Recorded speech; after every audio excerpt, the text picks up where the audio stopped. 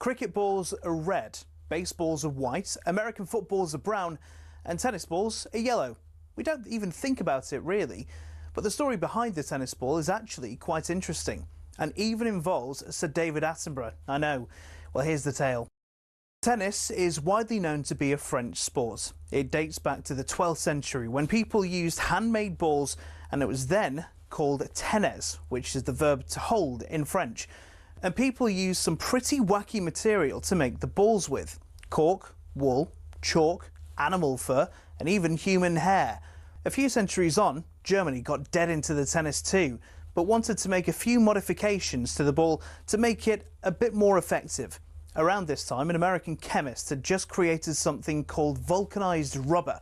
Out of that, people started developing air-filled rubber balls, which were properly bouncy, but either red or grey in colour. These were manufactured in Melton Mowbray. That's right, the home of the pork pie. One problem, the balls kept on breaking on impacts with the racket. The call of "new balls please" seemingly coming over every other point. Step forward English lawyer and tennis enthusiast John Moyer Heathcote, who suggested balls be covered in flannel to stop them from degrading. And thus the modern-day tennis ball was born. But these were white or black, so how did they become yellow? Well, in 1967, the controller of BBC Two, one Sir David Attenborough, decided the corporation should show Wimbledon on colour TV. He got his wish, and it was wide into people's homes across the country. The only sticking point: the white balls were nearly impossible to see on the screen. So the International Tennis Federation, sensing an opportunity, started developing a new ball that would be visible even without the need for 4K LED displays. Not that anyone had that in the late 60s.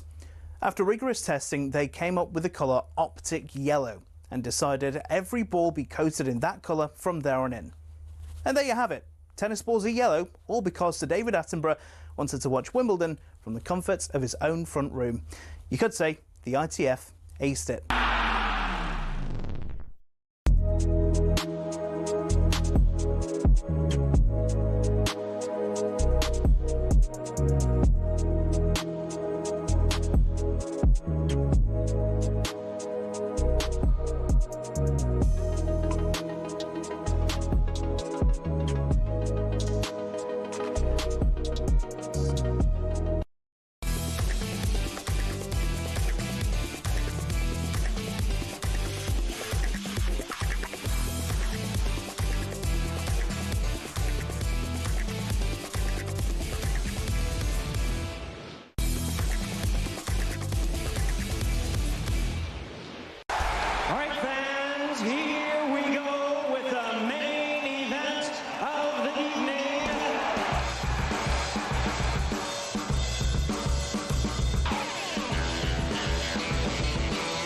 Good evening and welcome to the Sports Bar on talkSPORT. Me, Jamie O'Hara and Jermaine Pennant. They won.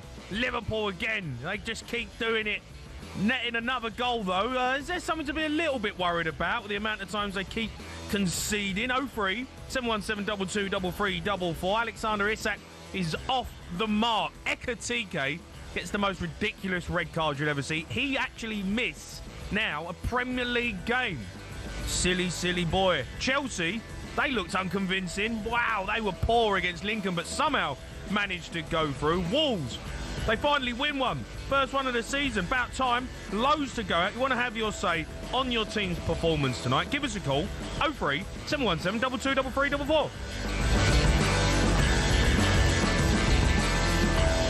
All right, Gemma. Hello, mate. How are you, mate? Are you good? Good, pal. I'm good. Yeah, you're a happy Scouser again. I'm always happy, mate. But yeah, I'm a happy Scouser. Yeah, I mean, you're living the dream right now with Liverpool. They just seem to know how to win, don't they? That's who we are, mate. Yeah. Like, it's just every time you think, oh, a bit ropey, then bang, goal. You know, you think, oh, it might go to penalties this one. No, goal. They just do it every single game. It's not luck. We're here and oh, they're lucky. You don't get lucky. You get one or twice, but 6 times now. This is not luck. Where they just know they can score at any given moment, especially when teams themselves are trying to push on for a goal themselves, trying to get a winner themselves. Then it leaves. Are you a little bit worried though, Jamie? Not at all. Yeah, I know you're going to say that because no, I'm not. You're winning, but is there not a little bit of concern with the way that look, you're not romping teams, and I don't expect you. It's the start of the season, new players. I understand that, but can you keep like grinding out these results? Because it's another result really against, plucky Southampton side that you've ground out a result. Well, you got to look at it two ways. It's that the team is going to get better. I think most teams in the league will get better, as in, all the teams will start gelling and getting up to match speed. You always start judging teams after 10 games or so. That's when everyone's, comfortable. Yeah. Find their feet. So Liverpool will get better. So if they can do this on the transition period where there's a lot of new players, learning the ways, if they can do it now, what's it going to be like when everyone's gelled, settled, and an understanding with one another? Because that chemistry, you get that while playing games. No, I hear you. I was just watching them. And look, you got so many good players. I mean, Isak comes off at half time. Ekitike comes on, and you score. Chiesa looked good tonight. To be fair, I thought he played well, but Ekitike's red card. What's he doing? Oh, what are you doing, boy? Do you know what? Right? Is that one of the most stupid? It's a silly one. If you look at it right, why is that rule even there? What purpose is that rule serving? Don't take your shirt off. Yeah, but why? If you score a goal in a celebration, don't take your shirt off. No, okay, but what is the rule for? Rules are, handball, yellow card, don't tackle, but blah blah. There's rules in places for don't take your shirt off. Okay, but what's that ruling for? Well, I don't know, but it's because what? Well, players were taking their shirts off. But what? So what? In a goal celebration? So what? They didn't what? want to throw it into stand. Okay. I don't know. I get it. It's classed as dissent. He took his shirt off, and I understand if you're absolutely ripped, right, and you want to take your shirt off, and you run off, and you got your chiseled abs out, and you want the picture on the back page of the papers. Yeah, no, I used to understand it. So I guess you never did that. No. Didn't want to get my belly out. But they take their shirts off now, and they haven't even he's got Under Armour on. But that's what I mean, right? I get it when you take your shirt off and there's a political message or a religious message. Yeah. I get that. I understand, the rules behind that. But he's had Under Armour on, a red Under Armour top. So taking off your shirt, what? Well, here's the FIFA rule. I'm going to read it out to you. Please do. Players get booked for removing their shirt during a celebration because the FIFA laws of the game prohibit it to prevent time wasting, unsportsmanlike conduct, and the display of political or sensitive messages. Right, that part I can understand. Taking your shirt off while running is not time wasting. I know, but you know the rules, mate. Taking your shirt off. He's on a yellow, he knows the rules. Yeah, I get it, but unsportsmanlike. And I'm saying this if it was Southampton, if it was Man United, if it was us, if it was Spurs, if someone to do it. It's just, that rule's just ridiculous. Let people celebrate. Let them do cartwheels, take your shirt off. Let them do all they want to do. Nah, you've got to have some respect for the other team. So what's sliding on your knees for? Everyone does 30, that. Yeah, I hate that celebration. Yards. Everyone does that celebration. Dancing. That's what is so that boring. Like dancing. What's taking off your shirt and just like lifting it up to your supporters? Yeah, I think the rules. The knee slide, though, for me, I'm so bored of that. Like, do something different. But speaking about it, though, yeah, stupid. What? But going back to it, yeah. Yeah, it's a stupid yellow. It's a stupid. What was your celebration when you scored? Well, I didn't score many. You scored. I scored a couple of screamers, and I assisted quite a lot. Yeah. My celebration will just run off, and my hands are like out wide, like I'm, just that was it. That was it. Yeah. You have one. Yeah, just run to the crowd. Everyone does a knee slide. It's just boring. Yeah. It's like, come on, man. Dude, come up with something. What was your celebration if you did I never scored. No, but if you did score, what would you do? I run around like I just ran off and was like, that's what I do. No, you didn't. That's what I do. That's what I remember the celebration. I done it. I scored against West Ham as a belter, and I run off and all the lads. That's what I do. That's what I do. And the next day I walked in. When I walked in the dressing room, Jonathan Woodgate was just the whole training session. That's what he does. That's what he does. That's a bookable offence. The referee should have came over and give you a yellow for that. That's what I do. See, that's what I do. Yeah, yellow card, Jamie. Right, get your calls in. You want to have your say? Big night. Carabao Cup action. Loads of teams performed tonight. Wrexham won as well. If you're a Wrexham fan, give us a call. 03 717 22 33 44. The Carabao Cup is back, and Premier League team doing the business. Here's how all the action sounded right here on talkSPORT. Ball played in here, Streets, 1-0. Lincoln lead against the world champions. Chelsea bring the ball forward towards the edge of the box. George! What a goal. Stunning goal from Tyreek George. They might be able to walk it in with Buonanotte. They have. And they've scored twice in 90 seconds to turn it around at the beginning of the second half. Given away by McCarthy. Isak! He's off and running. It's going to break for Charles. It's 1-1. Dreadful defending from Wataru Endo, heading it back into a space where only Southampton players were. All over the top. Chiesa brings it down, squares it for Ekitike, and Liverpool retake the lead. It's a delightful goal. Ekitike has been sent off a second yellow card. He took his shirt off to celebrate scoring the goal. He'd already had a yellow card in this second period. 2 lemons make a strawberry. He's off. Absolute Wally. What's he doing? We're just watching it back. Frimpong tries to say to him, what are you doing? You want a yellow card? He's totally forgot. He totally forgot. He doesn't realise. He's like, in the moment, he totally forgot. Yeah. In all fairness, the first one it wasn't even a foul for him. It was stupid. He punched the ball away. It's just literally moments of head loss there. But I understand when you score, you don't think about, I'm yellow card booked. No, I know there's a euphoria when you score and you can do something silly, but you got to remember you're on booking. He misses Crystal Palace at the weekend. Do you know what? That's a massive game for him. It's a massive game, and this could be really unlucky for him. As in, Alexander Isak could have an absolute blinder. Like, Ekitike was on form, scoring banging goals, 5 goals or so. He's like kind of, at the minute, you say, he is. He's ahead of Isak. So Isak's got to prove that to okay, well, Ekitike deserved this. You've got to now prove otherwise. Now you deserve it. If he scores 2 goals now, but if he goes and scores 2 goals against Palace, then unfortunately, he's going to go ahead in the pecking order. Fair play to Ekitike. He's had a great start to the season. He's just been a very stupid boy tonight. And he misses Crystal Palace at the weekend. Let's go to Theo. He's a Liverpool fan. Theo? You're all right, lads. How you doing? Yeah, I'm all right. What do you make of Liverpool tonight? Heart attack of Steve again, mate. Heart attack of Steve again. We never make it simple for ourselves, do we? No. Seems to be the way of the season. But, 7 wins out of 7. I can't remember the last time we've ever really done that. Certainly not in the Premier League era.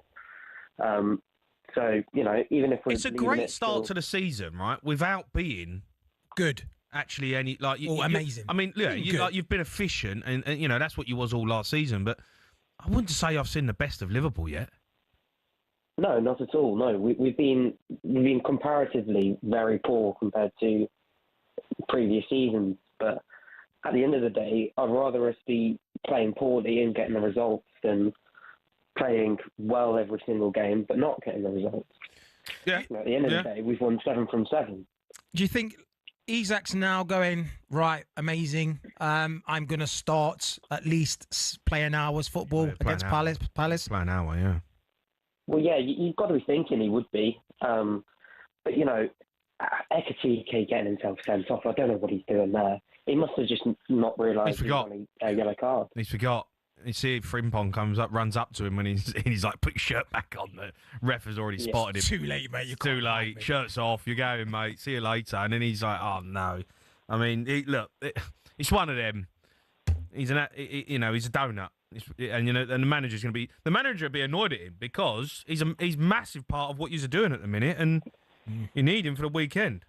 But it's not clever at all. But Chiesa did very well today. Got 2 assists for both of our new strikers. So he could also be in contention for Palace at the weekend. He could play up top and then have Gakpo on one side and Salah on the other side.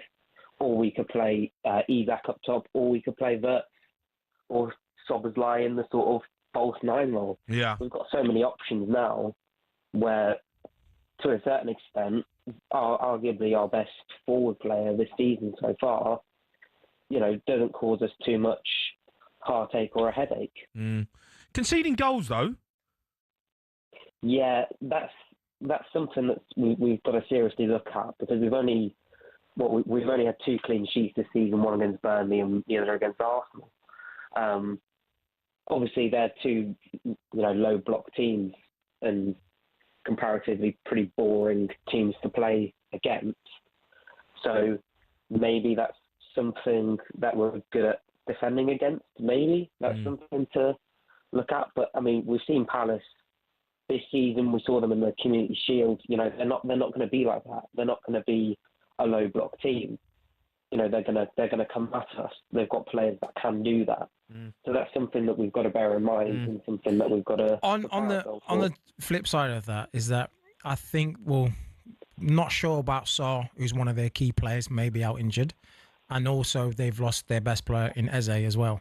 So I know what we've. Well, mate, let me tell you, mate. Palace, take nothing away. Palace are good, but it's not going to be obviously the same place that we faced in the Community Shield and how they played and how we played over the years. They're going to be. But I'm saying they've lost key players, and if Saw's out as well, that's a threat gone. Eze, that's another threat gone. Yeah, I'm not saying they're not a good team, but if you take. Well, I think they've shown this season they are a good team, but listen, it's going to be a tough game. But I'd still. It's always a tough game. Fancy Liverpool to win. Theo, thanks for the call. Let's go to Moaning Mo. He's a Liverpool fan. Moaning. You all right, mate? How are you, Moaning? You good? Mo? Decent. You're finally happy now, like 7 You're phoning us up because Cundy's not here? Yeah, to be sure, I felt more like phoning up tonight. Anyway. Sweet. Go on, what do you want to say? I don't think Akatika should have been sent off. I agree. I think it's a stupid rule. He was on a yellow already, and I think the referee made a huge mistake. What do you mean, it's the rules? Yeah, but the rule is silly, especially when you're on a second yellow. Okay, but that's the rules. A lot of the time forgives the player. A lot of the time, especially when the what do you celebration means something. A few times, don't quote me, but I've seen referees let it slide. No, they don't. If you take your shirt off, you get booked. They do. Just Google it, mate. They literally do. There might have been one or two. No, I'm not having that. If you take your shirt off, that's it. You get a booking. No, but he didn't take his shirt off, really. What do you mean? He had a top underneath. But he took his shirt off. But the playing shirt was off. Doesn't matter what's underneath, unfortunately. He had a top underneath, I think it's a massive overreaction. He took his shirt off. I mean, what can't you get your head around? They are the rules. He took his shirt off. He's got to go. Mo, I love to back you, mate, but we ain't got a leg to stand on, unfortunately. I do. There was none of the yellows were yellow. Whatever. I know. What do you mean whatever? What do you mean whatever? None of the yellows were yellow. The first yellow. I love how you're not talking about the first yellow. It wasn't a yellow. Well, that's the same as kicking the ball away, but he punched the ball away. Okay. And it's just these rules. Petty rules. It's silly. It's very tacky. His second yellow. He should be playing on the weekend anyway. It's a different competition, so you can argue about that as well. It wasn't domestic. A second yellow, in my opinion. I think the referee should have forgave him. Why should he forgive him? Because it's Liverpool. Like what? Why should he forgive him? Because I don't think it was an overreaction. And second of all, he forgot. And a lot of the time, I don't know, please find it. Somebody find it on Google. The referee forgives the player sometimes. I've seen it, especially when the celebration means something. It didn't mean anything. You're playing in the Carabao Cup against Southampton. Hey, it meant something to him. It's his fifth goal. I know, but the referee forgives the player if he's honouring someone or honouring something, right? It was on Liverpool FC. It was honouring Liverpool. He took his shirt off. He's an idiot. It wasn't an over-celebration. I felt really bad for it because at the end of the day... poor you.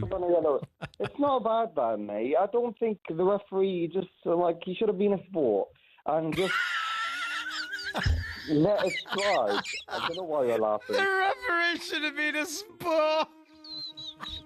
I love that, Mo. The referee's job is to play by the rules. Brilliant. That's his job. That's why he's on the pitch. He's the ref. Mate. It's a silly rule. The referee always go by rules and then forget the rules, okay? This is one of the rules where if you're on a yellow, you shouldn't get sent off for taking off your shirt when you have a shirt underneath. You get me? I think you're being silly, to be honest. I'm just watching Jermaine on YouTube trying to play the violin. You can tell that you've never, ever held a violin before, ever in your life. You haven't even got it under the right chin. What do you mean the right chin? How many chins have you got, mate? I've only got one chin. He's like, what are you doing? I'm playing the violin. You're not playing the violin. That's not how you play a violin. Mate. Mo, cheer up, mate. Come on. You've won 7 in 7. Cheer up. Mate, whatever. It's not responding correctly. Bye then. Bye, Mo. Cheers. Thanks for calling in, Mo. He's gone. See you later, Mo. Honestly, what is he on about? Let's go to Paul. He's a Liverpool fan. Paul. Good evening, gentlemen. How are you, Paulie? You good? Yeah, I'm okay. I just want to talk about Chiesa tonight. Yeah, go on. What a beautiful player he is. You can see he's like, if we can keep him fit, he's going to be a big player for Liverpool this season. Yeah, no, I like him. I mean, I've always liked him. It's just injuries have killed him, haven't they? But he looks like he's kind of got his glide back, if you know what I mean. The way he's travelling, the way he's running. His work rate's there, but you can see the way he plays. I mean, you two have played at the highest level. You can see the way his brain's ticking over. He can see things that other people don't. Yeah. It's like the goal, the way he took it tonight, just the way he took it and just laid it on a plate. I know it seems simple, but you guys have been there. It's just the way he sees the picture. On the run, the way he controlled that ball dead, it's signs of a great player. And like I said, the more games he gets, that's all he needs. He needs game time. He needs games. You need to get a rhythm. You need to build a little bit of confidence. And as soon as you get all those in place, you start seeing the player that whoever you are, how good you are, that starts to shine. Who is the main dog left wing for Liverpool? Who is it? At the moment, we've only got Gakpo. We've lost Diaz. RP Jota could also play out there and everywhere. Yeah. So we've lost two kind of left-sided players in a way. So Chiesa is, he's important, really. He's one of them, and obviously you can can throw him out. Am I right in saying, Paul, that Ekitike probably be a one who could go out there on the left when Isak starts playing every game? I think so as well. I think it might be just that one where people can have license to sort of move in and switch over and kind of have that, rather than it be a rigid, like gap goes more out the wide. Ekitike could come out wide and come in and sort of switch over. I mean, I'm just talking about Chiesa again, like that goal against Bournemouth. Like, there's certain players that can do certain things. Yeah. And it's just like, looking at him tonight, I'm going to use the word beautiful, because he's like that kind of player. When you look at him, just the way he applies himself, and he can see things that other people don't. He's moving. I mean, you guys know, like I said, you played at that level. He's an international footballer. Do you know what I mean? He's top players. That's had bad injuries. I like him. I've always liked him. Good player. He's a very good player. Are you a bit worried though about the amount of goals you conceded? I mean, you should have gone 1-0 down. Yeah, but even tonight is what? It's pretty much the second string, apart from about 3 or 4 players. No Van Dijk in there, no Konate, no Beckham. No. Yeah. Yes, we're conceding goals, but you know what? If we concede a goal and score 3, then I'll be happy with that. Yeah. I think that's how Liverpool are. I mean, like you said, like the weekend you had Arsenal, Manchester City doing their thing, cancelling each other out. I think Liverpool just play on the attack, and even if they're 2 up, they kind of go, you know what, let's get another one. I don't know if that is. We can score. I mean, last season, Arne Slot was very organised, and the way he played with the team was, I don't remember Liverpool conceding loads of goals last season. Yeah, but the reason why you didn't see goals conceded, because that was a team that have been together, 8-7 years. Yeah, they had an understanding. They know each other in and out. Their the weaknesses, their strengths. Everyone knew everyone how they played. Yeah. So it was set in stone. Hence why they were solid. Now you've got 5 or 6 players who are still learning each other, and we're seeing that frailties at the moment. Yeah, all right. Paul, thanks for your call. Get your calls in. Guys, thank you. Cheers, Paul. Liverpool fans want to hear from you. You got the result tonight. Chelsea fans, you can phone up. It was a poor performance that from you lot. You managed to scrape through, but I have to say, not convincing at the moment at all. 03 717 22 3344.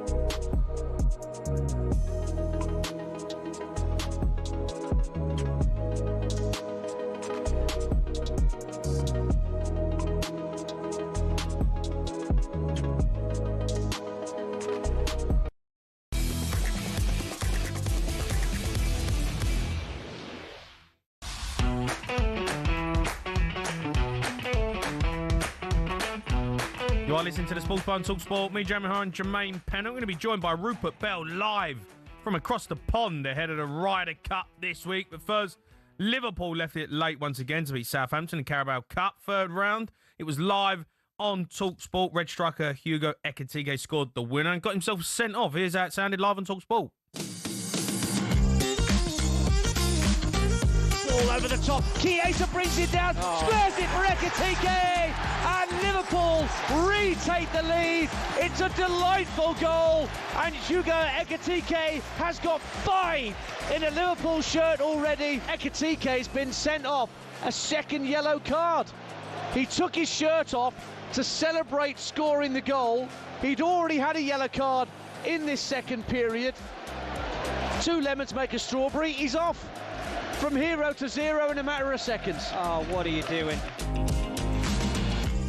Not sure if 2 lemons make a strawberry. No, I thought two lemons make 2 lemons. Yeah. Not sure about that one. Let's go to Max. He's a Southampton fan. Right, Max? Hiya, mate. How are you? I'm good, mate. Was that the game? I was, mate. I'm on the drive back now. Quickly, a message to Liverpool Council. Your roads are terrible, because I've just spent the best part of an hour in a traffic jam. It's not easy getting out of Anfield, mate. No, it's really not, pal, especially when you've just been beaten the pretty much. You know what, though, year. Max? I thought you'd done all right. Yeah, do you know what? I rang up in January after we'd been beat by Man United 3-1, and I said to Jason Cundy, we were the better team tonight, but Ivan Juric needs to go. And you all laughed at me because after 4 games, you said I was too early to call that. Yeah. Well, I'm now saying the same thing about Will Still. What? Listen, you want him to go? He needs to go, Jamie. Jamie, he needs to go. What do you mean, Max?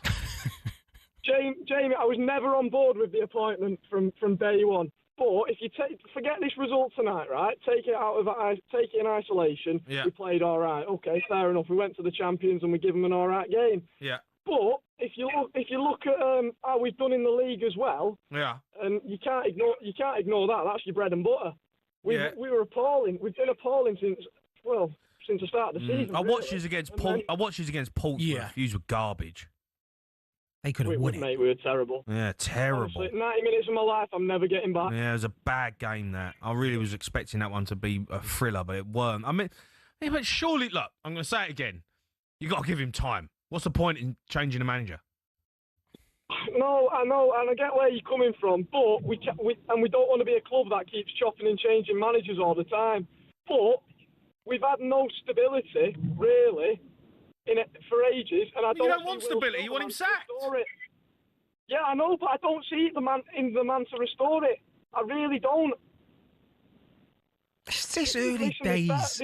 You know the Championship, what it's like. It's so that you can have a slow start. You can win the relegation before Christmas, and then if second half of the season you go on a crazy run, you're in the playoffs and probably second in the league. It's just the Championship. It's how it is. Sometimes teams go slow, and after today's performance, should give you a little bit of confidence.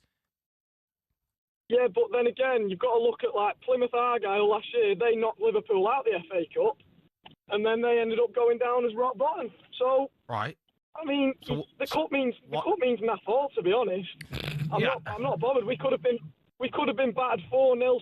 I know, but you're not going to go down, are you? You're not going down, are you? You know. Jamie, have you seen the table? You ain't bottom, are you? We're in the fight, mate. Yeah, you're 19. You're right, we are. You're 19. Yeah. Yeah, all right. Maybe it ain't Mate, been we're in the fight. Do you know what, mate? Yeah, Will Still's got to go. Yeah, he's got to go. Yeah, he's got to go. 19. Good enough. 19. Southampton. Oh, get him. Shambles. I knew I'd change your mind. There we are. Yeah. Premier League last season, 19 for the champ. Oh, Out the Carabao Will, Cup. Will, you've got to go, mate. Will, off your pop zone. You've had 4 games. He's got to go. yeah, he's got to go. He's got a clearer managing us. He's honestly. Tell you what, you want to be a manager in this day and age. 4 or 5 games. 5 games, mate. Coming for your head. Yeah, that's it. You're gone.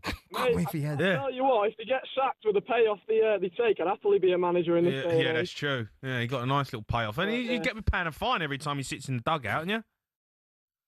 Hey? You got to pay a fine every time he sits in the dugout, Will, still?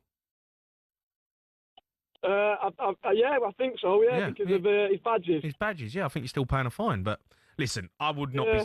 Don't be sacking him yet. In my opinion. Yeah, you got 10. Do you know what? There's a rule. 10 games. That's when you start judging teams and managers. After 10 games. We sacked Nathan Jones after 7. And where's that got you? Well, it got us down and then back up again. We had Russell Martin. He was the right point. He was the right man until he wasn't. Yeah, that's true. What? Russell Martin done all right. I feel sorry for managers. Yeah, Southampton though. I feel sorry for Russell as well, and I was his biggest hater. Yeah, he's having a stinker. All right, Max, listen, thanks for your call. Carl, let's go to Carl. He's a Liverpool fan. Carl. Good evening, Jamie. You all right, Gemma? I'm good, thank you. How you feeling, Carl, about that tonight? Yeah, I went and I made the ultimate sinner leaving on the 80th minute. Whoa. I'm going to have to stop you right there. How? That is just ludicrous. How could you do that? Carl, do you live in Liverpool? I do. Have you not seen the last 5 games? I mean, yeah, well, what's going on? I've been to every single home game this season and the Champions League game as well, but because of work commitments, I had to leave my dad standing there in the Cup. So, what do you mean work commitments? When are you going to work now? Well, yeah, I'm on call, so I have to be back. Oh, fair enough. It's a shambles, mate. I'm sorry. Right, you're on call. You're in the stadium and you've left. There's only 10 minutes left. You could have got penalties. Absolutely. Yeah, I know. But so Chiesa was brilliant, by the way, boys. Fantastic all game. He ran everywhere. He didn't stop. You know, one of our best plays. I think I'd have given man of the match, me, just purely based on his running. Yeah. I think we might have a problem going forward with our 2 strikers because obviously Ekatiké's had a fantastic start. Now he's gonna miss a game, but the problem we might have is that both of these could be banging goals in. Well, and how's that a problem? I mean, who just start? He's only going to prefer to play 1, but I don't know why we can't play 2. Maybe change the system, but one of them's going to be less frustrated because they're not going to be playing every game in the Prem or starting. No, but how many games Liverpool got? Right, you're going to be fighting to the latter stages of every tournament, right? That you're in.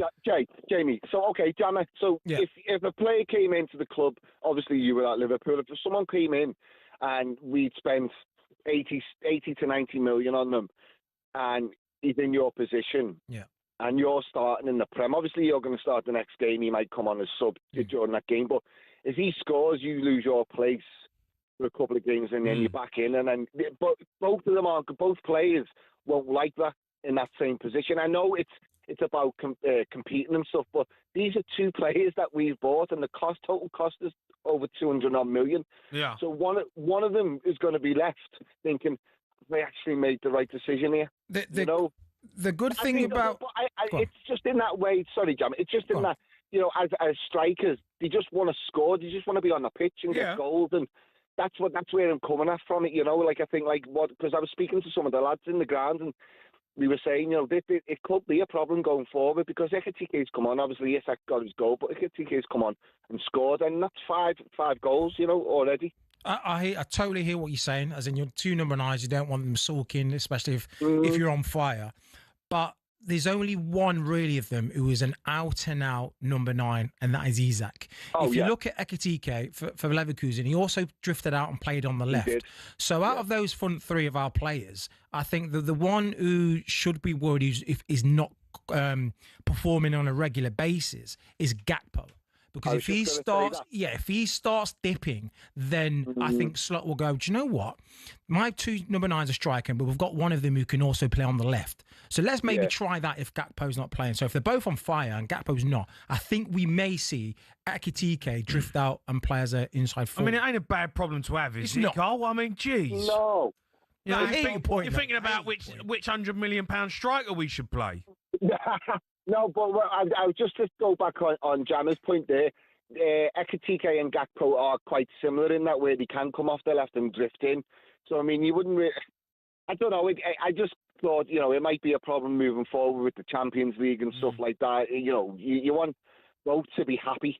I think Isak's, I think, going to take time to get where he wants to be. I see tonight. He did look unfit, Jay. He did look unfit tonight. You know, there was a couple of runs and stuff. He ain't had a pre-season, has he? Do No, you know what I mean? No, exactly. So he will take a bit of time. But also, obviously, now we've got Ekitike out for that game. Well, so he's going to have to play, 60 minutes at least. least. He'll play 60, wouldn't he, probably? I mean, I know I think he needs it. You took him off at half-time, and then I see him doing runs at after. So they're obviously they are properly managing his, you know, his fitness and how many runs they want him to do, how many sprints they want him to do.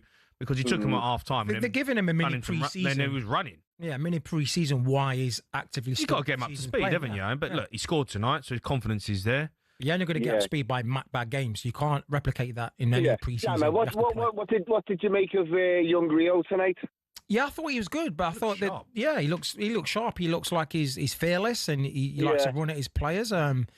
So yeah, First half he was a little bit quiet because they doubled up on him, so he didn't have a lot of time with the ball. He had to come back and play the ball back a little bit. That kind of frustrating to see him do that because as a young player, you want him to go and attack. He was a young kid. But it's difficult. It's difficult when you're getting doubled up and the team's also in a low block.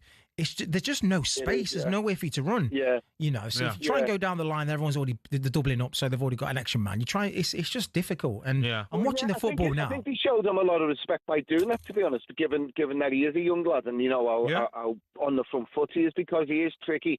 His feet are fantastic. He's so quick. So like, you can see where he's going to be in a good few years if he stays at that level because he's going to be a fantastic player for us. And, you know, moving forward, we've got a fantastic squad. You know, if we get through these next 10 Prem games and we're unbeaten, you know, we're not far from Christmas. I'll tell you what, though, if Canati or Van Dijk get injured, I think you've got a problem. Well, did you see that young lad tonight, Jay, before he got taken off? Giovanni Leone. Yeah, he did well. You know, he did touches. He had a good few touches. But sadly, I think he's had a big injury. Yeah, I know. Well, we saw the medicals team and the paramedics also pitch side, so touch wood. Yeah, it's not as serious as what it looked like, but it could be a break of sorts. Yeah. All right. Carl, thanks for your call, Matt. Appreciate you phoning in. Keep them coming in. We've got some angry Chelsea fans coming up as well. Shambles from you lot tonight. You won. Poor performance though. 03 717 22 3344.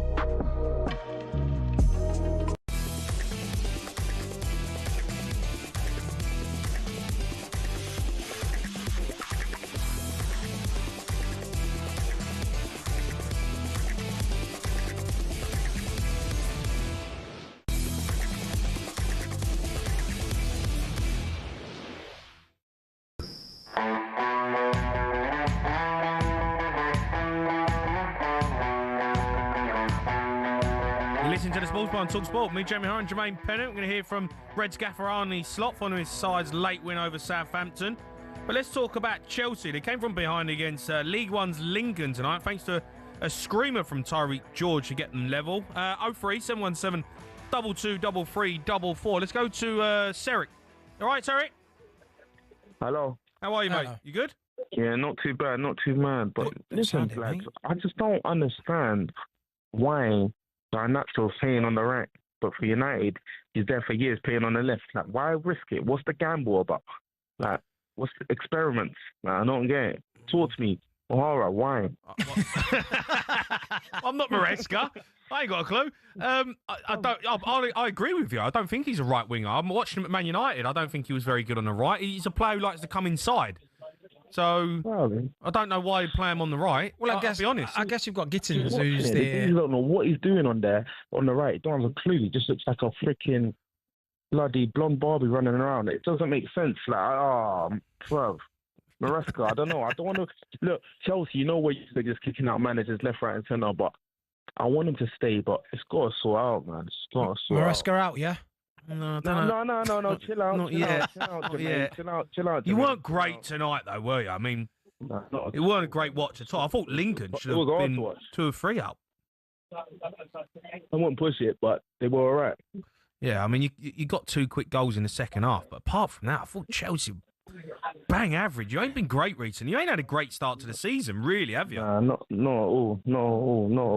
Where's Cundy at? Where's Cundy? He took the night off.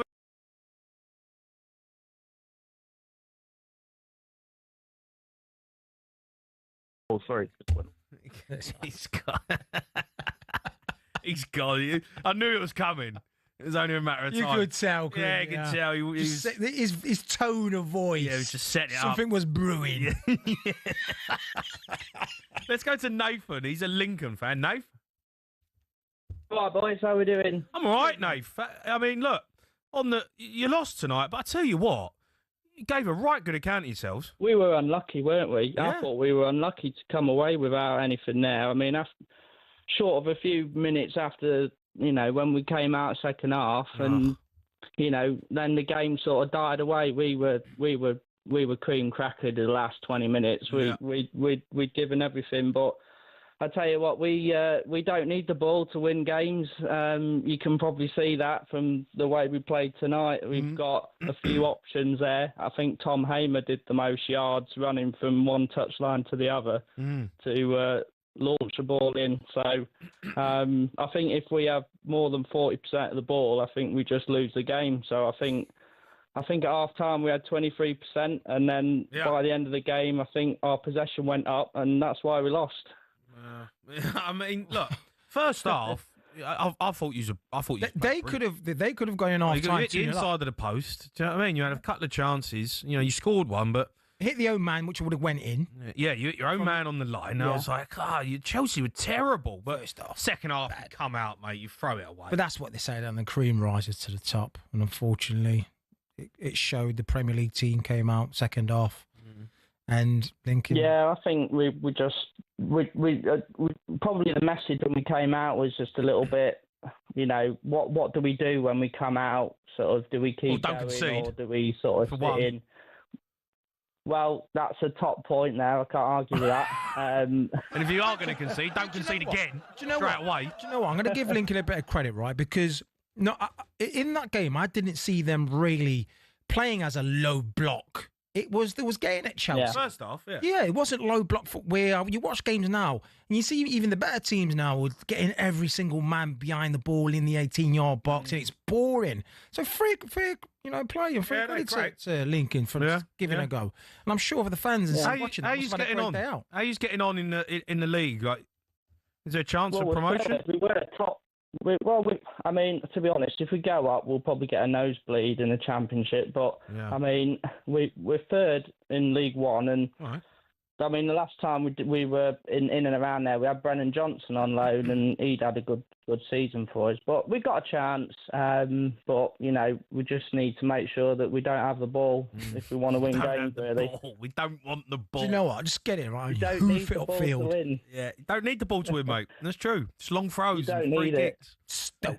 Yeah. Stoke Lincoln. You know what Stoke's about. I know, mate. You never had the ball. You just got it. Free kick, goal. That's what it is. Well, that's what Pep did the other night, wasn't it? That's what I do, mate. I thought I was watching Lincoln when I was watching Man City the other day.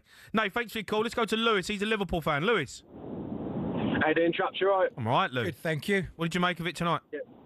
Yeah, just on the way back from the game. Everyone said how good Chiesa was. He was impressive, but I'm really gutted for the kid Leone, only 18 on his debut doing that. He was probably our best player tonight. That's what I was going to say. Yeah, he was really good. Can you tell us, or do you have an idea of what maybe have happened? Because we couldn't see it on the TV. Obviously, being on the ground. Well, I wasn't sitting too far away, but he was having gas and air, so that's never a good sign. No, that's not good. But what I was going to say regarding that, we've already said, well, apparently we're not going to go for Mark Gay until the end of the season, but I think we're going to come back in for him in January now. Seeing as we've only got Gomez as cover, so. Yeah, I think it makes sense, doesn't it? I mean, you can get that for 15 mil now. 15? 15 mil. You're not getting Mark Gay for 15 mil. So what? You're not. Do you want 15 mil or do you want 0 mil? Left. Yeah, I know, but listen, the problem you've got. I suppose Trent went for 10 million with a month left, if that's so. Yeah, I hear you, but that's because Real Madrid wanted him. This is the thing, right? Yeah. It's the same situation for you. In January, you're going to want him, right? You're going to need him. You needed him now. I think you're a bit short, but if you leave it till the end of the season, he's a free, and everyone's in for him. I mean, everyone. Look, potentially there's going to be other clubs in January, but if Liverpool want him, you've got to go out and get him. Should have done that. 100%. Because he is a top player. Well, they did, but Glasner threw his pram at the toy. Yeah. Pram out the toy? Toys out the pram. That's the one. That's the one. Pram out the toy. Yeah, that big pram out that toy. You've got to get it out of it sometimes. Yeah, but look, I think you need him. Definitely need him. Yeah, definitely. What else I was going to say as well was regarding Ekitike and Isak. I think what would be good, back to the old days, to play two up top. I think they'd be a right handful. Yeah, they would be, mate. But I don't know if them days are gone. I'd love to see. I'd love to see Ekitike and Isak play up front, but the problem you've got is everyone plays free in midfield. You get overrun, and it's difficult. That's why that formation doesn't get played enough. But listen, Ekitike, you could play Ekitike as a number 10, right? And then when you've got the ball, they're both playing off each other, right? But I just don't know if that's going to happen. I just can't see it. If Ekitike is going to play anywhere, it will be off the left. It'll be off the left. That 4-4-2 formation has been ruined by the three in midfield. Spot on. Yeah, Gakpo. He started the season all right, though. Yeah, I know he did. Started a couple of games, but he's slipped off, hasn't he? Good. He's just same every time. Cut inside. But I don't know. It's a promising season. Looking forward to it. Cheers, chaps. Lou, top man, mate. Thanks for phoning in. Let's go to Manny. He's a Liverpool fan. Manny? You know what, Jamie? I just thought I'd call in, just coming back from the game. I just want to say, first half, very mediocre, very slow at the back. Yeah. If that, we're lucky to get a goal from him. Yeah, that's what we pay big money for. But at the back, Frimpong, can I just say, no one's mentioned Frimpong. I've been hearing the radio all after the game, the whole time. No one's mentioned Frimpong, how poor he was today. He was poor. You said that, didn't you, while I was watching the game? Frimpong was nowhere to be seen. Every 50-50 backed out of. Produced no quality up top. And even when Conor Bradley comes up, Scott goes, go on, get your minutes and go further up top. And he still did nothing. Yeah, you said that, didn't you? I said that. I was watching him and he gave him the ball away. He was, like I said, losing 50-50s. He was a bit all over the shop today. I know he's come back from injury and he's new to the team, but that kind of worried me a little bit. I thought was getting a, Trent replacement, not obviously, but going forward. And you say that with the last call as well about someone saying Ekitike going into the number 10. Why have we paid 116 million for Wirtz to go into the number 10 then? You might as well just say, you know what, Wirtz, you were not needed. Yeah, well, that's why it's not going to happen. Is the Bundesliga that far of a difference between the Premier League? Yep. Well, Florian Wirtz is, I wouldn't say he's been brilliant, would you? He hasn't been great. You're paying 116 million, this much money for Frimpong, and then all of a sudden you're turning around and saying, you know what, these boys, they're not cut out for it. Physically, they're not built for it. Because that's what I saw when I looked at Frimpong today. I said, physically, mate, you're not built for it. and that's against Southampton. Never mind when you come against City, Arsenal, Chelsea, United. Beat Arsenal already. You know what I mean? You've won 7 out of 7. Arsenal, but you know what I mean? Look, I know what you mean, but you've won 7 out of 7. It's a new team. Oh, 100%. But if you look at the big boy clubs, are they really physically and are they really? You say they're technically good enough from what I've seen, but physically, are they good enough for the Premier League?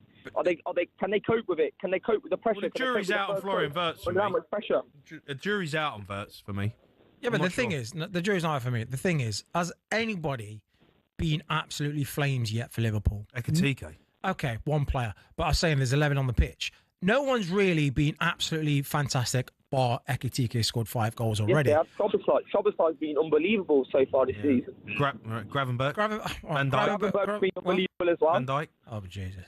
Van Dijk's always... Van Dijk. You know what you're going to get with Van Dijk. I mean, you said no one's been great. All right, the team hasn't... But he's going to need time. Come on, Jermaine, don't do me like that. Florian Wirtz is going to need a little bit of time. And there's a player in there. You see little glimpses here and there. So I'm not worried about him. Frimpong was miles off it today. Well, you say it look like he doesn't need as much time as Wirtz. Sorry? Missed that. Reinders doesn't look like he needs as much time as Wirtz at City. Reinders. No, but everyone's different, though. Manny, everyone's different. Everyone's different, mate. Yeah, but how many different? I mean, you're not paying 116 million for, someone to try and be different. Okay, yeah, but Manny, you ain't paying 116 million for a month, are you? You've signed the player for 6 years. 100%. But you expect him to at least do something. He's got no goals. I know, but you got to think about the stuff before that. I know it's all about assists and all about goals, but some of his touches, some of his stuff that he does to lead into the goals. You say that, but he's not a Rodri. If a Rodri come into a team, like a Zubimendi at Arsenal, when you turn around and you say, okay, fair enough, you know what? Just keep the ball ticking. He's a number 10. Number 10, you're there to create and score. Yeah, well, that's the hardest thing to do, by the way. Yeah, 100%. Hardest thing in football, which is why you pay big money for it. 100% I agree. But you're not paying big money for a player, for 116 million from the Bundesliga, for them not to do nothing. You expect them to come in and say, look, put your foot down, put your mark down, and say, look, I'm here in the Premier League. You've got to look. Let's start judging him at least halfway through the season. Yeah, give him 10 games at least, Manny, to get used to the league. Oh, 100%. I agree. 10 games. I think give him time, and I'm still saying give him time. I'm walking out the stadium saying give him time. But he didn't even play today. He's getting hammered. I'm more looking at Frimpong. You know what? It's good Frimpong's his mate. That's why. All right, Manny. Listen, great call. Keep them coming in. We'll squeeze a few more on. We're going to hear from Arnie Slot and Enzo Maresca following the wins tonight. Keep your calls coming in. 03 717 22 33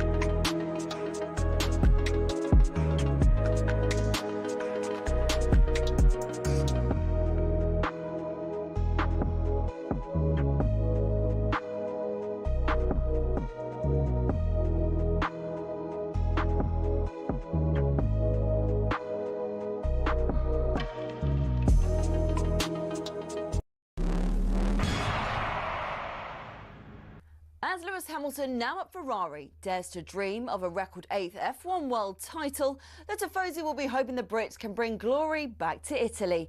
To many, Ferrari and Formula One are inseparable. They're the only team in the sport today to have competed in the first World Championship in 1950, are the most successful team in history, and have built some absolutely gorgeous cars. Their first driver's title was won in 1952 by Alberto Ascari. Considered one of F1's most dominant and best-loved champions, he drove the iconic Ferrari 500 and defended his title the year after. It was Juan Manuel Fangio in his Ferrari 250 who secured the team's next driver's title in 1956. Remember, he was world champion 5 times with 4 different teams.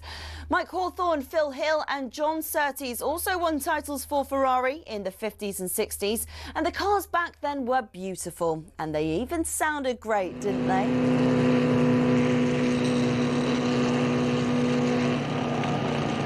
Anyway, Ferrari went 11 years without winning a title until Niki Lauda won in 1975 in the iconic 312T.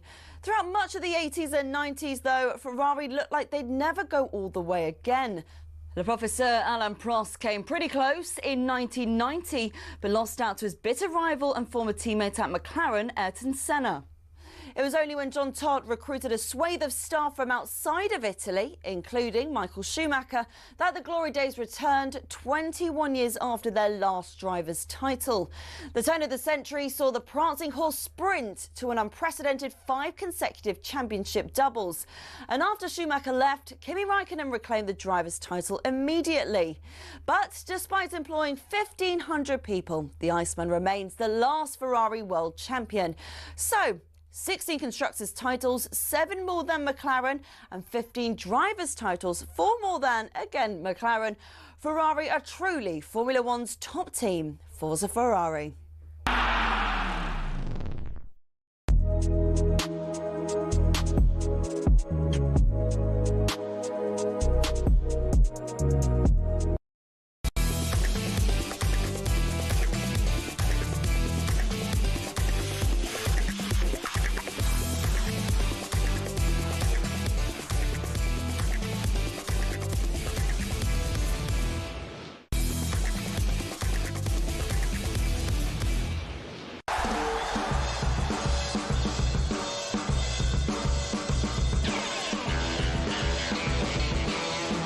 Yeah, good evening. You are listening to the Sports Bar on talkSPORT. Me, Jamie O'Hara, and former Liverpool winger Jermaine Pennant.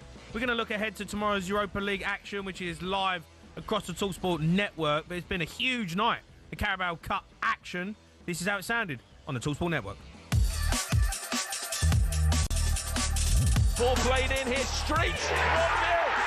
Lincoln lead against the world champions. Chelsea bring the ball forward towards the edge of the box. George! Oh, what a goal. Stunning goal from Tyree George. They might be able to walk it in with Buonanotte. They have. And they've scored twice in 90 seconds to turn it around at the beginning of the second half. Given away by McCarthy. Isak!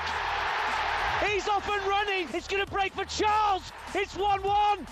Dreadful defending from Wataru Endo, heading it back into a space where only Southampton players were. All over the top. Chiesa brings it down, squares it for Ekitike, and Liverpool retake the lead. It's a delightful goal. Ekitike's been sent off a second yellow card. He took his shirt off to celebrate scoring the goal. He'd already had a yellow card in this second period. 2 lemons make a strawberry. He's off. Still not sure about that one. Yeah, as always, we've got you covered on the talkSPORT network. Let's start with Chelsea, though. They came from behind against Lincoln to avoid a major cup upset. Blues gaffer Enzo Maresca has been speaking to talkSPORT after the game. Here's what he had to say. Enzo, a tale of 2 halves. A bit of brilliance from George to get you back into the game, but was it strong words at half-time? We knew that the game was a tricky game, because they are the most direct team in League One. So cross, free kick, throwing inside the box, you have to defend that. We struggled a little bit first half, but second half I think we were much better, and yeah, we won the game. A great moment for Tyreek George with a brilliant finish. How pleased were you with his contributions tonight? Yeah. But we gave him a minutes against Man United. We gave him minutes against Fulham. Well, every time we have a chance, we give him minutes. So he's doing well. An opportunity for Garnacho. Did he take that for you, in your eyes? Yeah, absolutely. It was not an easy game. I told them that it was not an easy game. That's why I was upset first half, because we need that, because we know we need to do better. But overall, him, Gittens, they did well. No, I wouldn't go that far. I thought they were playing average. Pretty terrible tonight, if I'm honest. Over to Liverpool. Go on. I think managers should be just straightforward and ruthless. I think it was rubbish, blah, blah, was crap. These was rubbish. Yeah, I know, but just be out. I don't know if he's really like that, because Maresca, our eyes don't lie. No, I know, but I think you've also got to be... It's hard as a manager when...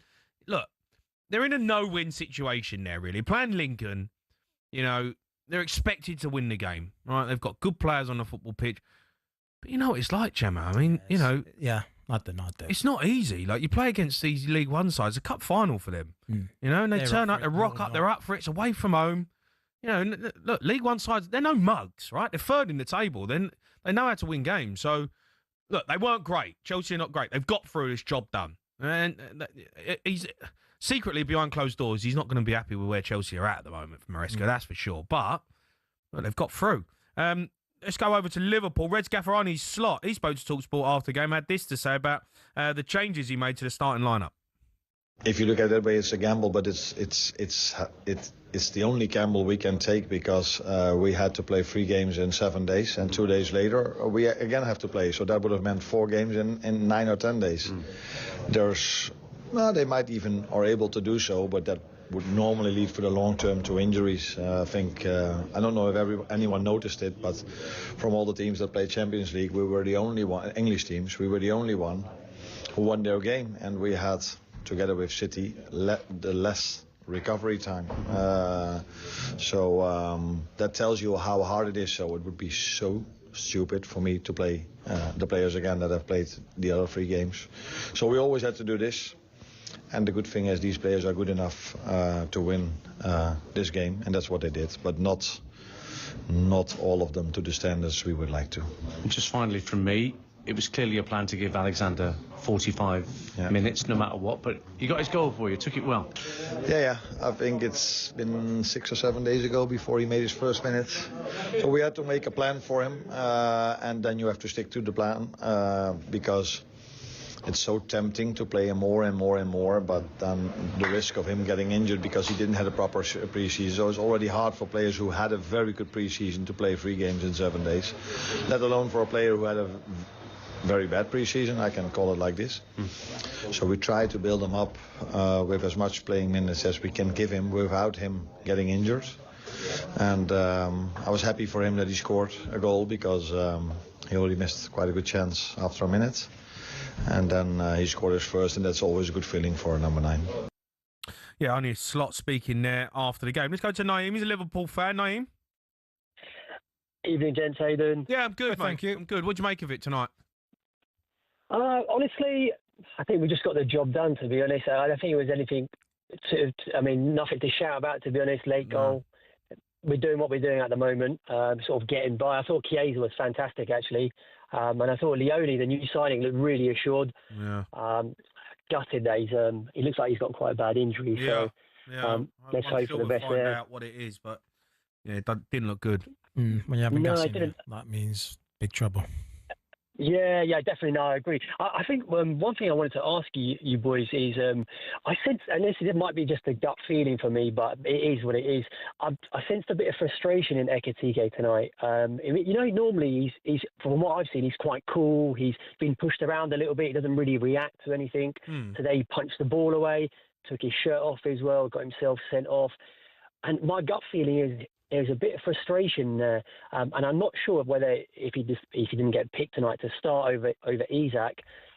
I sense that there's something brewing there, and I think it's partly my theory on this is I think the media, they keep mentioning it, and they've mentioned it to Slot numerous times, probably to them too as well in interviews. Do you think there's something brewing there? And my question to you boys is in your careers, have you been in a situation like this where the media might have piped you up with a new signing, or you've come into a club and you're the new signing?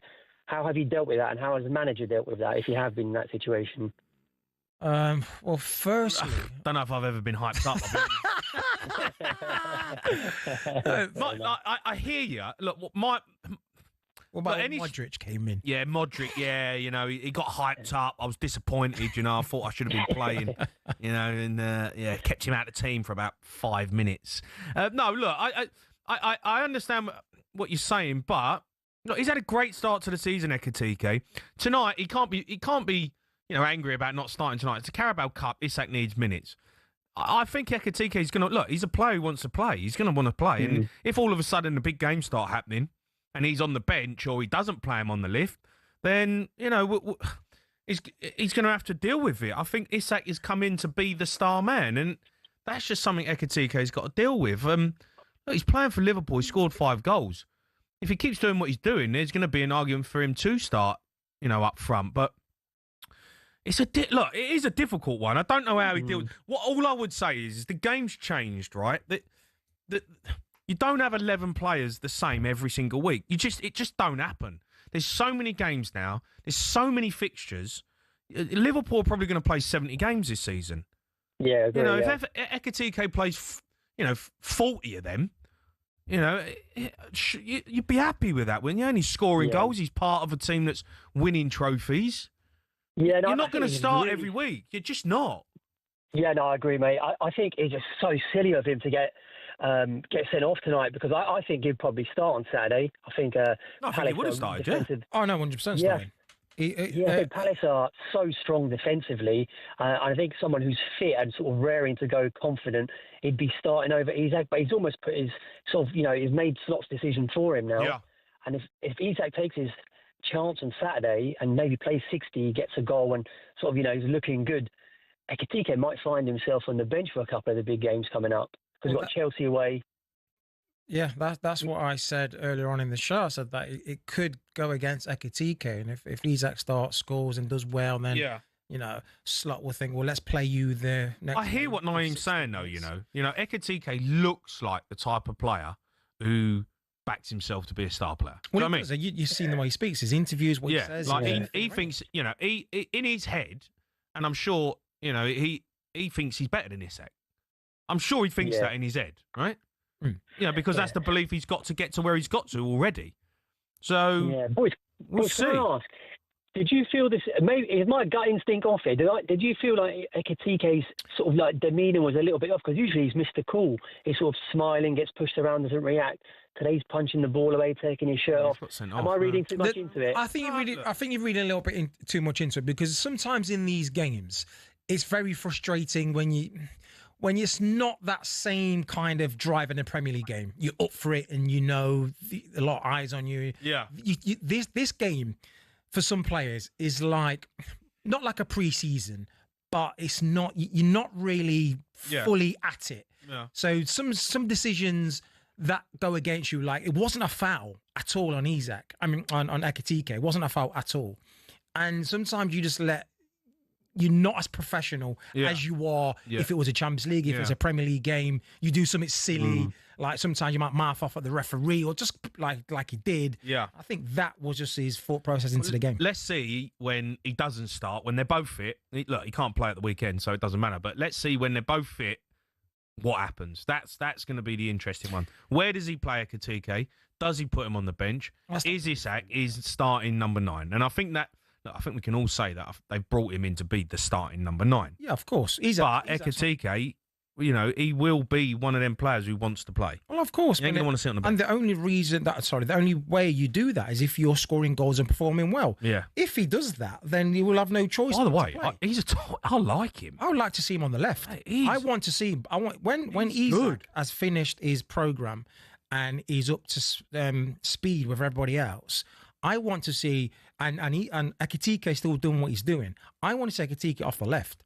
That's where he scored his goal against Crystal Palace in the Community Shield, off the left, coming inside, whipping it in the bottom corner. Yeah, I think that's going to end up what's happening. All right, keep your calls coming in. We'll try and squeeze a few more on. We are looking ahead to tomorrow's Europa League action, which is live on talkSPORT. You're listening to the Sports Bar on talkSPORT with talkSPORT Bet. Download the new talkSPORT.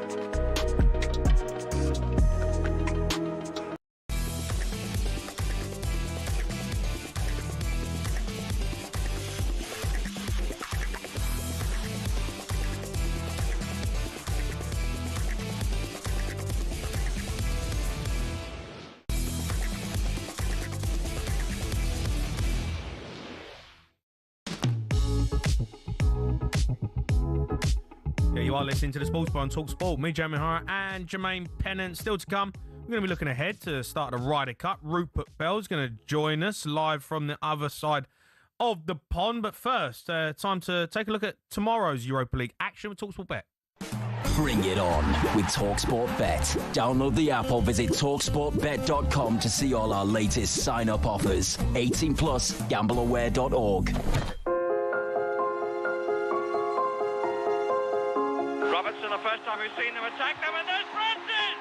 Trevor Francis, the £1 million man, puts his name on the score sheet. European football returned to this great cathedral of football. We're not just there to take part in. We want to compete, we want to do really well, we want to take the game to whoever we're playing. Of course, it's going to be a tough test, but one we're extremely excited for and want to do well in. Ange Postecoglou has just been confirmed by Nottingham Forest as their new head coach. He told you, he always wins something, and he's done it. I don't have to prove anything to anyone. It'll bring back so many memories for everybody. Nottingham Forest defend their European Cup title. And it'd be lovely for the new generation to experience those European nights. Don't ever let people stop you dreaming from, what could be an incredible season for us. It just shows you if you get things right, it is possible, to compete. This is dream stuff. I'm expecting Forest to go from strength to strength. That's what I want to do. I want to win trophies. That's what I've done my whole career, and that's what I want to try and do here. 40-odd years after that European Cup final. Special times are back.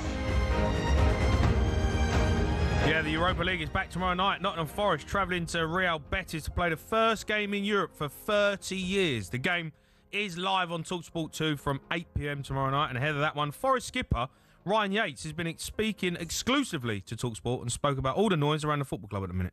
It's a responsibility of myself and the senior players in the dressing room to try and not look back, not look forward too much, just live in the present.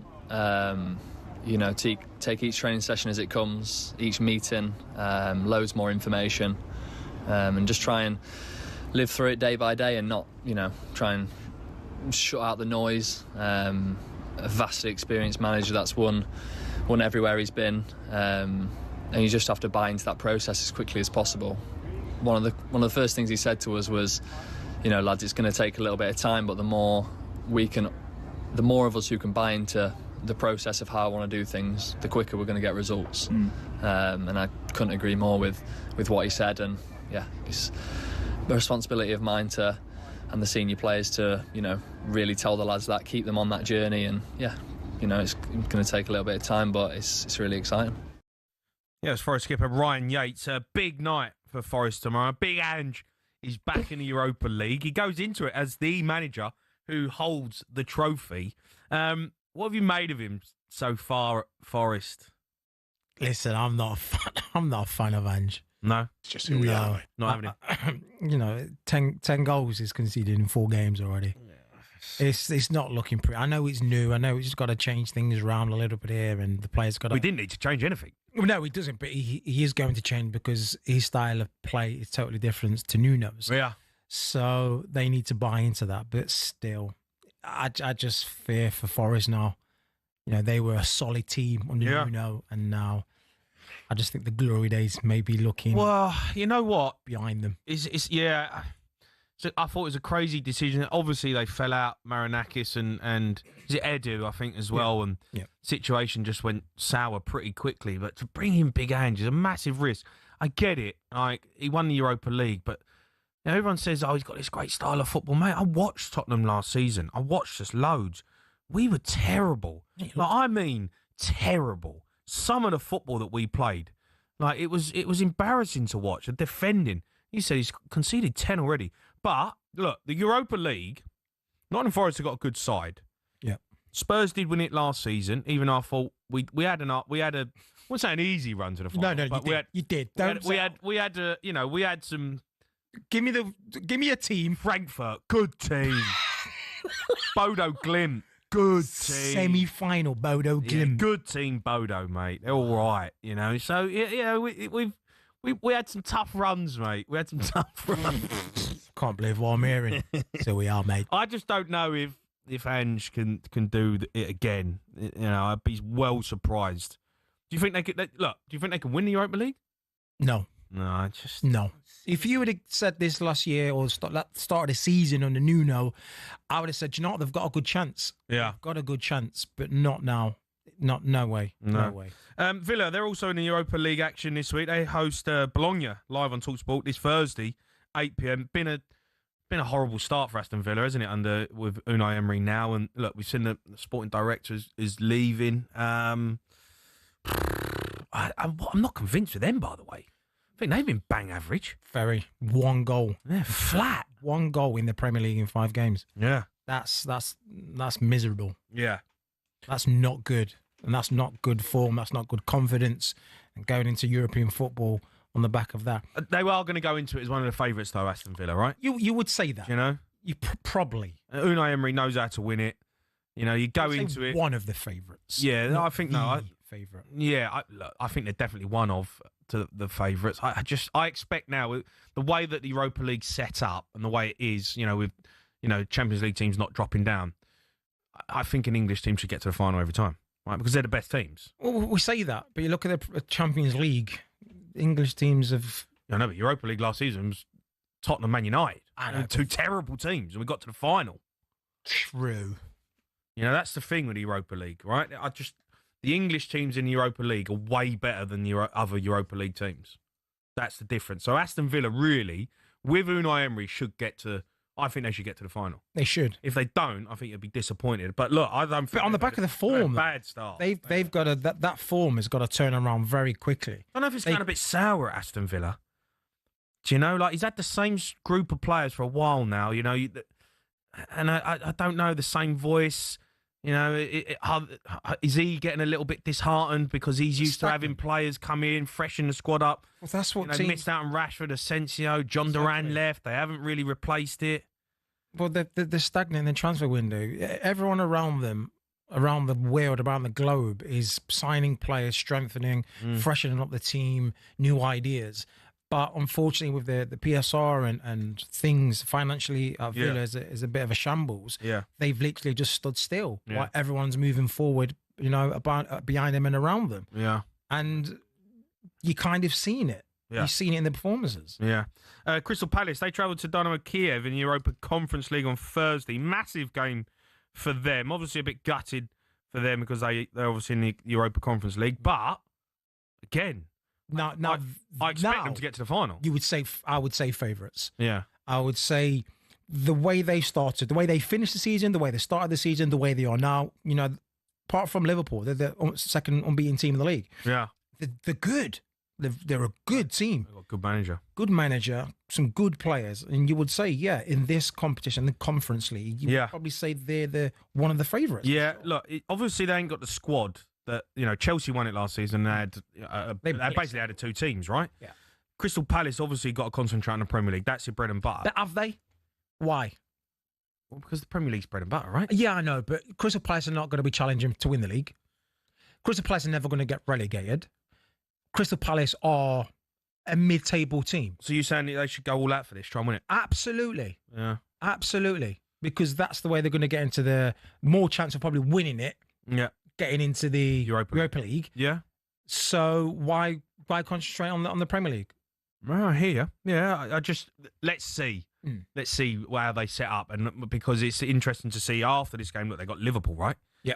How they go into that game, after playing Dynamo Kiev, you got to go. They're not used. Crystal Palace are not used to playing European football matches. When they're having to travel, come back, get up for another game at the weekend. We've seen a big commitment when teams have to do this, and when teams are in European football, we've seen how it affects them the next game on. Yeah, we've seen it with Newcastle, how much it affects their season. Yeah, so it does have an effect, especially with the travelling away the first game. Yeah, but I hope Glasner. Do you know what, Glasner? If you're listening to talkSPORT tonight, you're at home with a cup of tea with a brew. Yeah, go heavy. Yeah, strong team. Go in. Go all out. Everyone 90 minutes. No subs. Bosh. All right, that was a look at the latest action. Thanks to talkSPORT Bet. Terms and conditions apply. 18+. Begin with dog. Bring it on with talkSPORT Bet. Download the app or visit talksportbet.com to see all our latest sign-up offers. 18+. Gambleaware.org. Right, we're going to be joined by talkSPORT's golf correspondent Rupert Bell. He's live from across the pond as we build up to the Ryder Cup.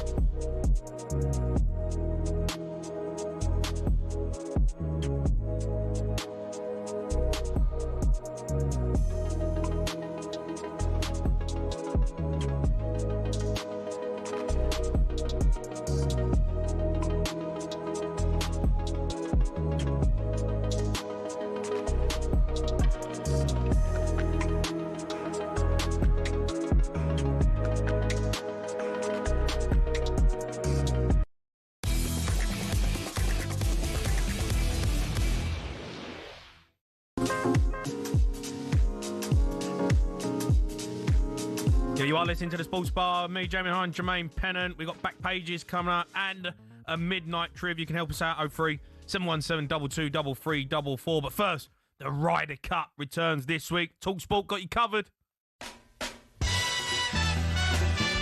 Boom, back in the middle of the golf hole, and Tommy Fleetwood, Rory McIlroy win 2-1. Europe clean sweep the foursomes 4-0. Oh, what a beautiful strike. It's danced around the green. It's just stopped dead. Billy Foster has just tapped him on the side. He has done stuff, this back nine, that nobody else in the world can do. And he has it. And Justin Rose has holds a putt on 18 4-4 for us all square match. It's Team And it's sheer Donald delight. I think one of the biggest accomplishments in golf right now is winning an away Ryder Cup, and that's what we're going to do at Bethpage.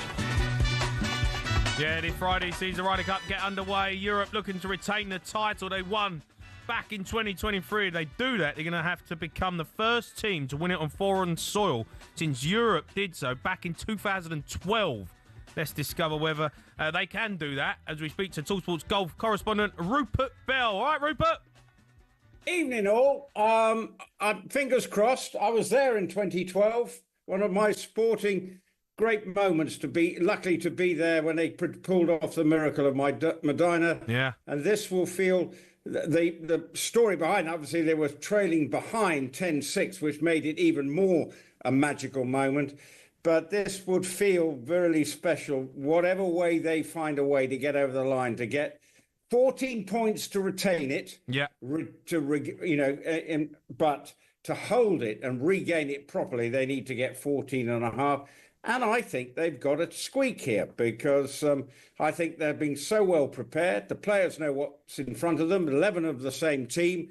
So why not? Happy days, but it's going to be difficult. Yeah, Rupert, you're out there. You're obviously seeing it already, the atmosphere building up.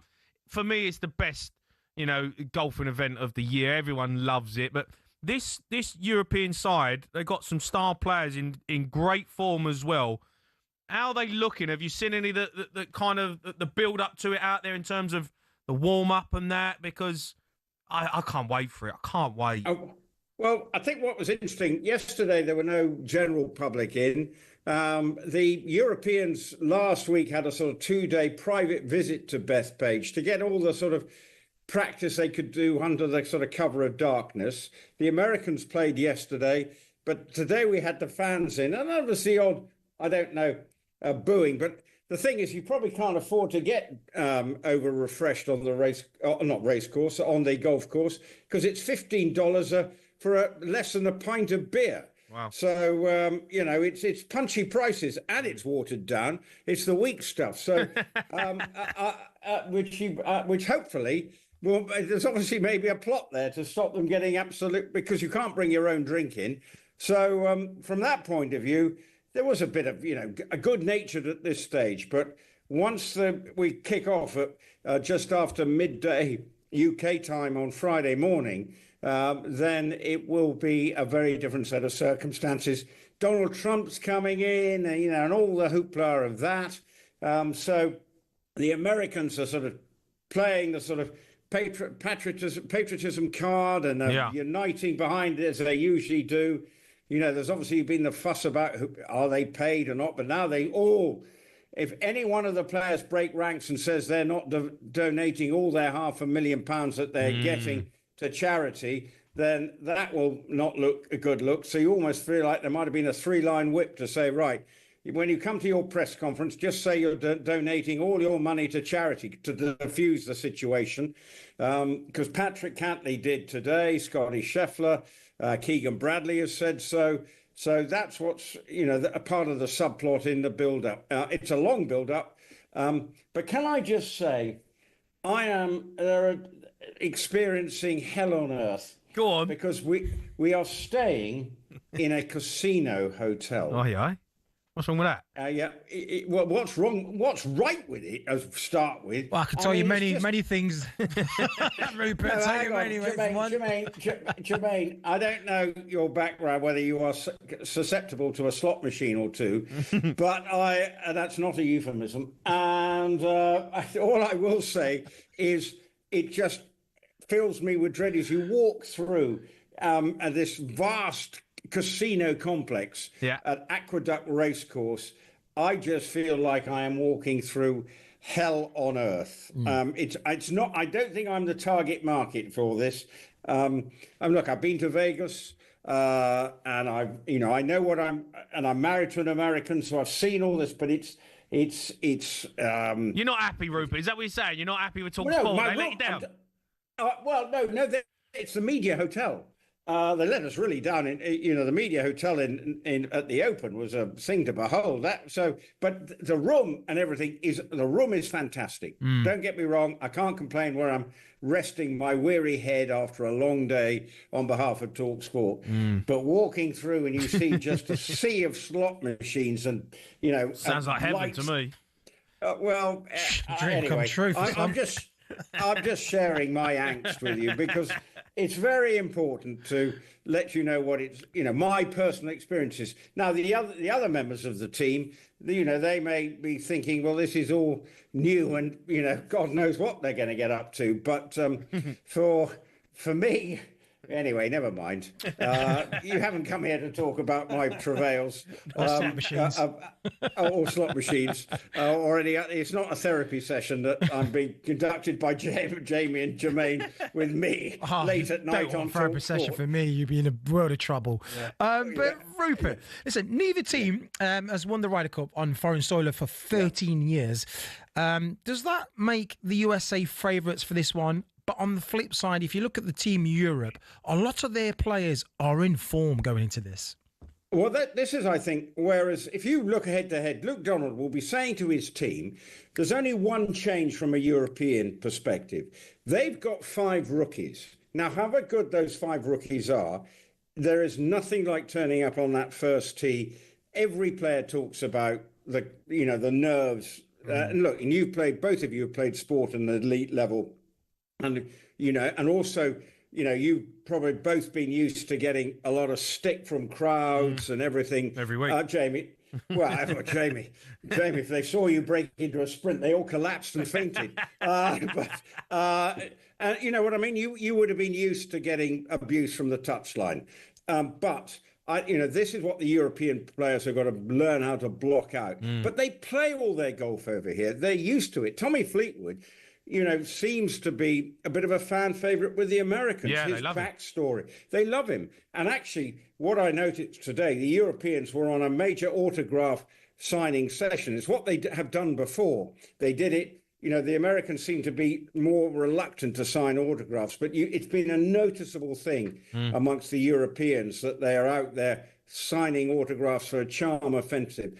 And that is what they're trying to win over the fickle New York crowd, because if it turns against them, and this strong European team go and do what they did in Italy, which was open up with a clean sweep in the foursomes, then and with Donald Trump turning up, obviously hoping to go on a bit of a victory parade, the crowd and the strong nature of and bearing in mind they're paying $750 for the privilege of being there, ahead. Yeah. They will want to see their team firing. But I think the Europeans, Luke Donald is such a calming influence that he's making sure the players are able to go out there and remain in their bubble and just try and produce the best golf that they can, and holding putts, hitting good approach shots. That's going to be the key. And if they do that, then they have every chance of doing Rupert, it. from all your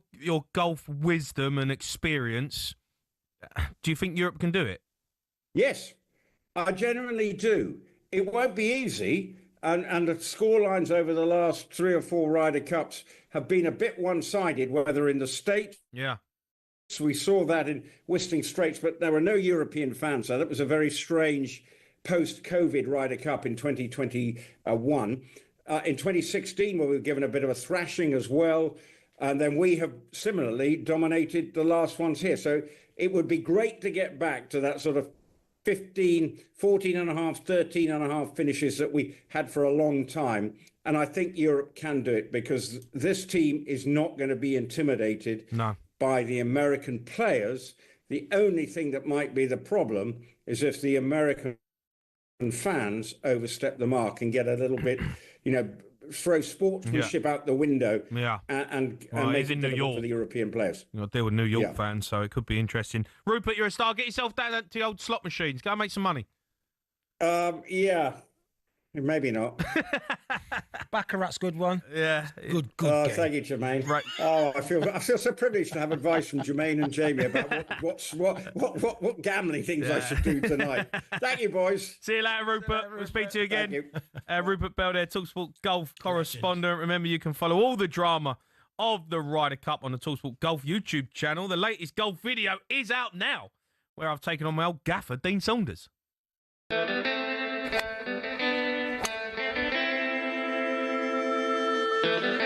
It's all about the shaft, though, for me.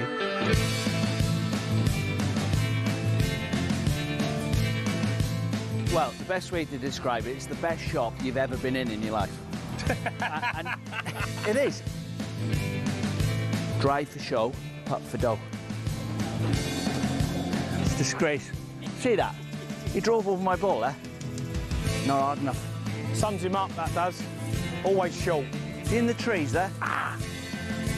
Don't be giving it rabbit scrapings. So I'm just going to hit this up the right with a bit of Dennis Law, and it'll go something like this. Thank you. Yeah, right. It's up the middle. That's right. Dean Saunders, honestly, is the hardest person to play golf with. He's having himself. The way he talks about golf, he's like he's Rory McIlroy. Honestly, it's an absolute joke. I just watched his swing there. I know he's old, but it's stiff. Yeah, no, but he's getting on a bit. Wait, he's all right, by the way. He's good. Yeah, he's all right. He's steady. He plays off 9, but he is steady. Is he a 9 bandit? He's a 9, but he's just down the middle. That's the middle. So these old folks do. Yeah. Not long. Not long. Down in the middle. Yeah. Next one, just short of the green. I know. Long putt, tap it in for a par. I know. Well, TalkSport got you covered. TalkSport's Golf YouTube channel is out now. You can get all exclusive Ryder Cup content. We've got the back pages coming up as well. You're listening to the Sports Bar on TalkSport with TalkSport Bet. Download the new TalkSport Bet app today. 18+. Be going away, dog.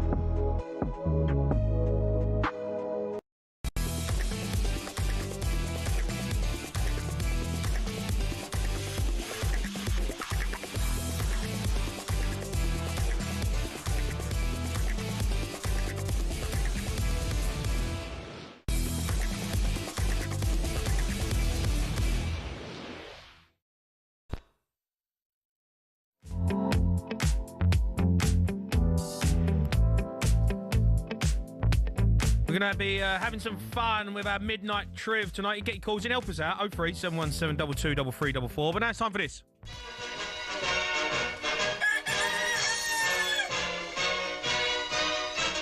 Jack Cunningham joins us, back pages. Right, Jackie boy? Evening, lads. He's doing good. We're good, mate. Look, a few things to go through. Yeah. I'll start with the Spurs one. It's Harry Kane, right? Thomas Frank has opened the door for him. Yes, obviously, Thomas Frank was speaking today. Tottenham playing Doncaster tomorrow in the Carabao Cup. So scored in that one. Yeah, and he just happened to bring up the fact that Harry Kane, you know, he would like to have him back at Spurs. And this, what's more interesting about this, I think, is that Kane has less than 2 years left on his deal now at Bayern Munich. Yeah. There are reports. There's a clause, right? Yes, that he has a release clause in January for £54 million that he can leave Bayern Munich for that. Yeah. Now, £54 million in today's market for Harry Kane, even though he's 32, feels still like a bit of a snip, to be honest. Because we are talking about still a world-class striker. I mean, he finished 13th in the Ballon d'Or yesterday. I probably could have finished a lot higher. It felt a bit harsh that he actually finished that low. But Kane is guaranteed goals, no matter what. And he's 47 off equaling Alan Shearer. So, you know, we could do that in 2 seasons, realistically. 3, maybe. Maybe 3, yeah. I do feel like, it does feel like he will come back to the Premier League. And out of all the teams who could get him, I think, I know, look. Like the option. Yeah. For one, why would he come back? You know, he's winning the league every season. All right, Alan Shearer's record. He's winning the Bundesliga every season, right? They're gonna romp it this season. Yeah, they will. Yeah. I just look, if he come back, great. But I don't know if he comes back. I don't know if you can tarnish your reputation. He's a legend. Yeah. At Tottenham, and he always will be. You come back and it doesn't quite work out. It'd be what, 30, 34, maybe 33. So a bit like what Ronaldo, man. Yeah, and you come back and it's just like you're not the same player. You're expecting the greatness of what he was. And listen, who's to say he still won't score goals? I'm sure he would, but I just don't know why. Why? Yeah. Each year is going to slowly decline. Yeah, of course. That's the nature of the human. The biologics. He will slowly decline, and the Premier League is ruthless in that way. You can get away with it in certain leagues around Europe. So the Bundesliga where he is at the moment. Yeah, you know, Portugal, like Gyökeres scoring millions of goals. You can get away with it in certain leagues, but I think with the Premier League, you have to be sharp in tip-top form. And as you get older, it gets a little bit difficult. Like James said, he will score goals. He is going to score goals, but on the same level before he left. Maybe not. Maybe not. Yeah. That's fair. On the back page of the Sun as well, Arteta on the attack. He's been a bit chirpy in his press conference, and he's been biting back at the media. Let's see what he had to say. It was impossible for somebody to predict such a dominance from Arsenal throughout 96 minutes because it never happened in 17 years of Pep as a manager. So if the narrative goes somewhere else, and we talk about dominance, no, about something else, how can you be dominant against such a team if you have, what was the word it was used? Handbrake. Dominance and handbrake. I mean, there are 2 different worlds, but I accept everything. So I will learn more to have a different vision. He's got the handbrake on. Yeah. Didn't like that, did he? He didn't like that at all. He's got the... Look, this criticism of Arteta, I think, is totally valid. I think if you look at the 2 big games that they've had this season, going to Anfield, a Liverpool team who before that conceded 6 goals in their first 3 games, including the Community Shield. So obviously they then conceded 2 to Bournemouth and 2 to Newcastle. And then they went to Anfield, and I felt like, well, first of all, he named the team that felt like it was there to try and get a point, by... including Marino, Zubimendi and Rice. And Madueke, from what I remember, was their only player who did anything on the attack in that game. And it felt like very much like they were there to try and get a draw, when I felt like Liverpool, certainly defensively, were there to be got at. Equally, Liverpool didn't create much in the game. It comes down to a wonder strike from Szoboszlai. But as soon as Szoboszlai scored that, then he throws on all the attacking players. And it was too late. And Liverpool saw it out. And that was an opportunity for Arsenal, if you're going to win the Premier League, to at least go there. They could have took an early stance there and at least attacked them and done something about it. Yeah, and I think that's the frustration when they played Man City. They basically won for 45 minutes because he'd done it again. Yeah. And then, I think Arsenal fans are like, come on, we've now got the squad. Let's go and beat Man City at home. Do you know what I mean? Let's go and give it to... this is not a great Man City side at the moment. And it's meant to be getting towards a finished article of an Arsenal side, right? They've been together for a few years. All right, they've had equality. The way they played, it's just like... I think Arsenal fans have the right to be annoyed. Yeah. Like you said, you go into Liverpool, who are conceding goals, and if you look at their games, teams who have kind of took it to Liverpool have got joy. Yeah. Yes, Liverpool have gone on to win because of the quality they have.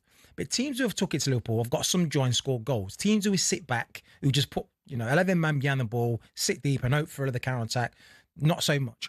A team like Arsenal, if you want to win the league and you go into Liverpool, you're thinking, right, this is a Liverpool who are not yet firing on all cylinders. We are. Yeah. We've got a team who are togetherness, and we're ready. Let's go at them. Same with Man City. They're in transition. They're still in a place where they're not the same Man City anymore. But instead, let's play a defense. Let's not lose. Yeah. The mindset's let's not lose. Yeah. And this state of the game and where they are at, the mindset should be let's win. Exactly. You're not going to win the Premier League by not beating these teams. Yeah. Just thinking that you can get a point here and there and go on, because the other teams around the league, it's difficult places to go and they will take points off you. Yeah. Jack, just lastly, what's on the talkSPORT website? Yeah, so obviously Leone, his debut, went off on a stretcher. Yeah. We don't know what the injury is. I mean, I'm fearing the worst, to be honest. Like the way he couldn't move and what have you. And 18-year-old lad, signed from Parma, £26 million, gets his chance in this game. I thought he played pretty well, in the match. Looked like clearly he's got something about him, 100% comfortable on the ball, good defensively. It's just a horrible start for him. Obviously, if it is the worst, then at least he's young and he's got a lot of time to come back, but obviously not the start he wanted to do his career. No, gutted for him. Gutted for him. All right, Jack, top man, mate. No worries, lads, pleasure. Those are your back pages.